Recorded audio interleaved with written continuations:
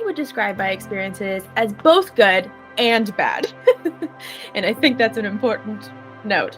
I think my ADHD growing up without a diagnosis required me to learn a lot of resilience, and taught me to push forward amidst adversity and to learn how to adapt and get by.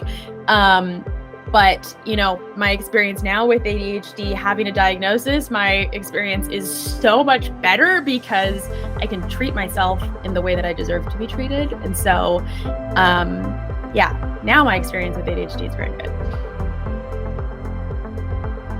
I would say ADHD is super stigmatized still. I mean, I still get the reaction from family and friends with the reaction of like, oh, it's just an excuse, or, people with ADHD are just lazy or whatever. There's still so many negative connotations to this idea of having ADHD.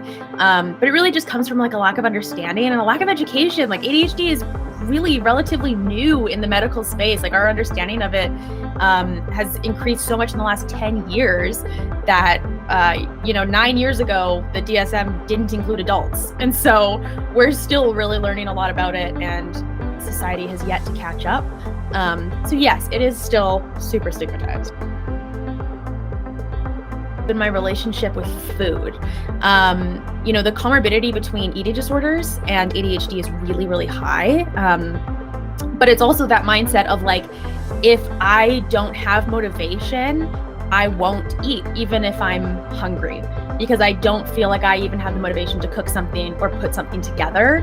And so my weight has fluctuated throughout my life because I'll go through a cycle of like binge eating in the evenings because, that's my mind is motivated now to get dopamine through food and shoving whatever I can in my face. So, it has definitely continually been something that I've had to like recheck and learn about and try new things. And now I'm in a good place with food.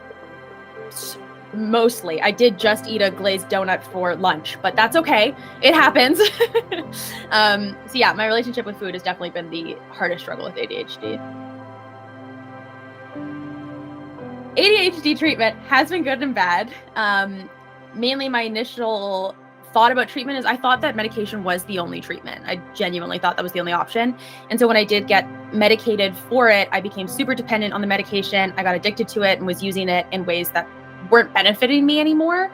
But since then, since going off of medication for myself, learning tools and strategies and having that concrete understanding that like my ADHD is a disorder. It's not something I'm making up. I have a diagnosis. I know that this is something that I'm struggling with now. I can actually get the correct tools that I need to be able to function every day at like not even just baseline function, but to actually succeed in life and do well. I would tell them is to start right today, right now, treating yourself better.